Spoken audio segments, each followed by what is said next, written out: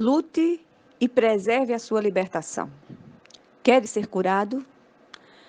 Mais tarde, Jesus o encontrou no templo e lhe disse: Olha, que já estás curado. Não peques mais, para que não te suceda coisa pior. João 5, 6, parte B do versículo e versículo 14. O texto lido conta a história de um paralítico que padecia 38 anos. O texto começa a partir do primeiro versículo e diz que ele jazia com seu leito próximo ao tanque de Betesda, casa de misericórdia, para receber a sua cura. Havia também uma crença entre os judeus que afirmava que de tempos em tempos um anjo vinha e agitava as águas do tanque de Betesda e quem se lavasse nessas águas seria curado. Havia ali uma multidão enorme de pessoas com as mais diversas enfermidades, esperando a mesma coisa, cura. Naquele dia, Jesus entra no pavilhão e encontra o paralítico e lhe faz uma pergunta direta: Queres ser curado? O homem responde com uma queixa.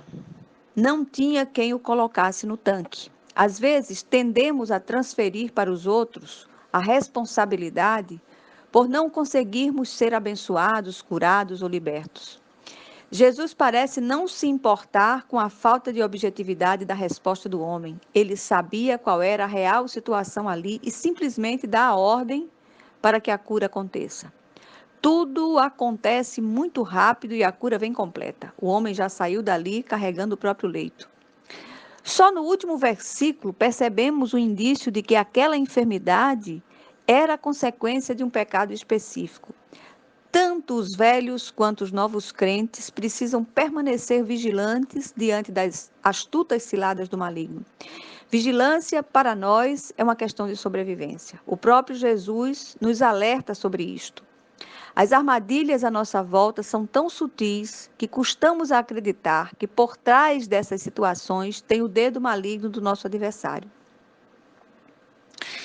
As Escrituras nos instruem que há duas situações em que somos atingidos pelo nosso inimigo: por permissão de Deus para nos provar, como no caso de Jó, ou por permissão nossa quando lhe abrimos brecha através dos nossos pecados. O homem da nossa história, como a maioria de nós, parece se enquadrar bem no segundo caso. Fica patente que ele pecou de maneira específica, por isso lhe sobreveio aquela paralisia. Para que Jesus veio, afinal? Para desfazer as obras do diabo.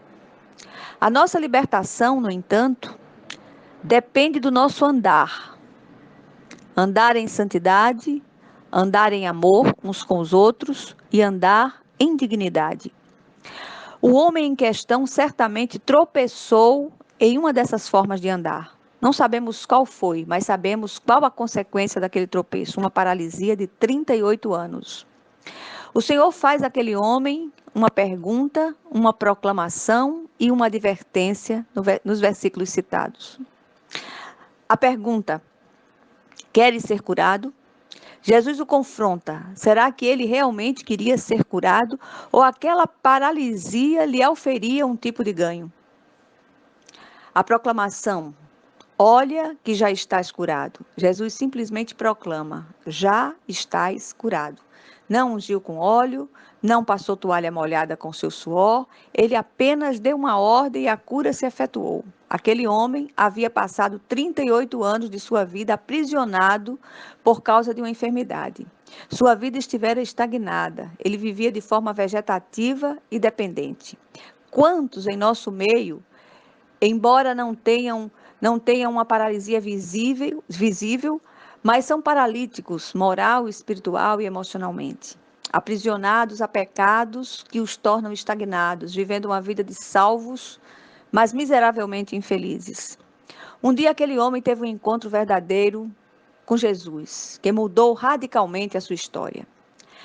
Aquilo tão desejado aconteceu, não porque ele entrou no tanque chamado Betesda, mas porque ele teve um encontro com a misericórdia encarnada, Jesus Cristo. Depois a advertência: não peques mais para que não te suceda coisa pior. A segunda coisa dita, aliás, a terceira coisa dita ao paralítico é uma advertência séria. Vale para ele e vale para nós. Aqui descobrimos que aquela enfermidade específica era resultado de um pecado cometido pelo homem. Jesus é muito enfático. Olha que já estás curado, não peques mais, para que não te suceda coisa pior. O pecado concede ao adversário legalidade para agir contra nós em qualquer área da nossa vida: saúde física, emocional, bens, finanças, relacionamentos, especialmente os familiares, pais, filhos, marido, esposa, irmãos. Apesar de sabermos que a enfermidade entrou no mundo em decorrência do pecado dos nossos primeiros pais, o texto não afirma que toda enfermidade é resultado de um pecado específico, mas um pecado específico pode sim gerar enfermidade e morte. A Bíblia diz que o salário do pecado é a morte. Analise agora a sua própria vida. Em que área você tem estado paralisado? Jesus hoje deseja curá-lo, libertá-lo dessa paralisia. Receba a cura e a libertação e abandone esse pecado específico que o tem mantido paralítico, para que não lhe suceda coisa pior. O pecado pode ter várias faces: sentimentos negativos represados no coração, vícios, maus hábitos, maledicência, falta de perdão, falta de temor de Deus, rebelião, mentiras, prostituição, impurezas, incredulidade.